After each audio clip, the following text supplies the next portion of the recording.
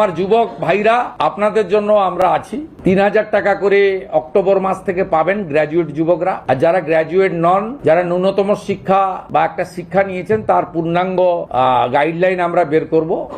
পশ্চিমবঙ্গের বেকার যুবক যুবতীদের জন্য যুবশক্তি প্রকল্পে এসেছে এক বড় আপডেট। হ্যাঁ বন্ধুরা, আমাদের পশ্চিমবঙ্গের মুখ্যমন্ত্রী মাননীয় শুভেন্দু অধিকারী তিনি জানিয়ে দিয়েছেন সেপ্টেম্বর মাস থেকে যুবশক্তি প্রকল্পের পরবর্তী প্রক্রিয়া শুরু হতে পারে।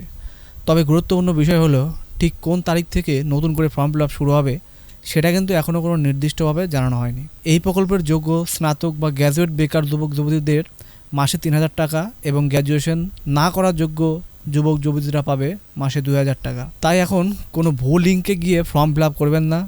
সরকারিভাবে ফর্ম ফিল আপের তারিখ, আবেদন করার নিয়ম এবং কী কী ডকুমেন্ট লাগবে এই তথ্য প্রকাশ হওয়ার পরেই সঠিকভাবে আবেদন করতে হবে। তাহলে কি সেপ্টেম্বর মাসে কি টাকা ঢুকবে?